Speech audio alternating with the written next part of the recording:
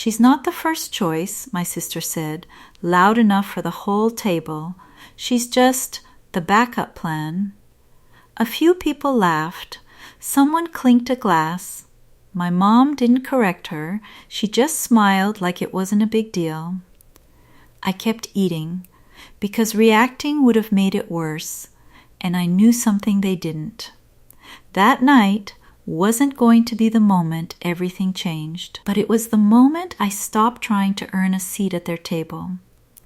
If you've ever felt like the second option in your own life, you'll understand why I stayed quiet. I was always the one they called when things went wrong. Car trouble? Can you come help? Last-minute babysitting? You're free, right? Bills falling behind? Just until next month, I said yes every time. Not because I wanted to, because I thought one day they'd see me differently. But they didn't. They just got more comfortable asking. And I didn't realize it then, but that comfort had a cost. The first time it really hit me was my dad's birthday dinner. I had planned everything, booked the restaurant, paid the deposit, organized the cake, even adjusted my work schedule to make it happen. When we got there, my brother walked in late, no gift, no apology. My mom stood up and hugged him like he was the reason we were all there. "This wouldn't be the same without you," she said. No one mentioned the weeks I spent planning. I smiled anyway, because I told myself it wasn't about me, but that wasn't the part that stayed with me. It was what happened after. As we were leaving, my sister leaned over and said, "You're good at this stuff. You don't really have anything else going on." I nodded. But something in me shifted, quietly. The second time was worse. My brother needed money. Again, he called me at midnight. "I'll pay you back this time." I swear I didn't even ask why. I transferred it. The next day I found out he had posted photos from a weekend trip. Beach views, drinks, smiling faces. I stared at the screen longer than I should have, not because of the money, because of the lie. When I asked him about it later, he shrugged. It was already planned. I didn't argue. I didn't remind him what he said. I just said, "Got it."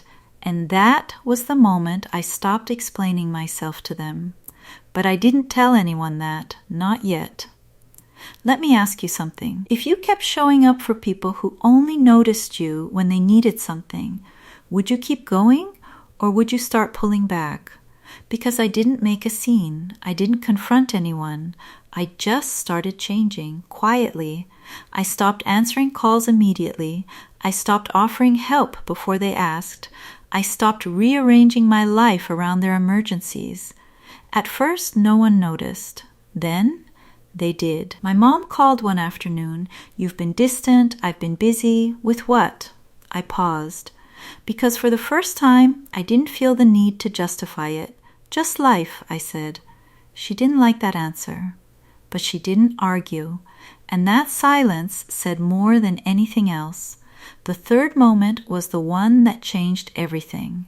It wasn't dramatic, no shouting, no big fight, just a quiet Sunday afternoon. My sister showed up at my place without calling. She looked stressed. "I need your help," she said. Of course she did.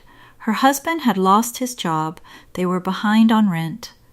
She sat across from me, waiting for the automatic yes, the same yes I had given 100 times before. But this time I didn't answer right away. I asked one question. "Why didn't you ask anyone else?" She hesitated. Then she said it. "Because you always come through." Not because she trusted me, not because she respected me, because I was predictable, reliable, the backup plan, and in that moment, everything became clear. That was my mini wake-up call. Not loud, not emotional, just undeniable. I wasn't part of their life. I was their safety net, and safety nets don't get appreciation. They just get used. I didn't say no, not directly. I said, "I can't do it this time." She blinked like she didn't understand the sentence. "What do you mean?" "I mean I can't." She waited for an explanation. I didn't give one, because for the first time I didn't need to. What happened next spread faster than I expected. Calls, messages, subtle comments. "You've changed, you're acting different. We used to be able to count on you." I listened. I stayed calm, because they weren't wrong. I had changed. They just didn't like what that meant for them. The real shift happened a few weeks later. Another family dinner. Same table, same people, different energy. This time the conversation wasn't about me helping. It was about them, struggling. Bills, stress, missed opportunities, and for once no one was looking at me to fix it, because they already knew the answer. I wouldn't. My sister tried to joke. "Guess we can't rely on you anymore." I met her eyes. Calm, steady. "You never relied on me," I said.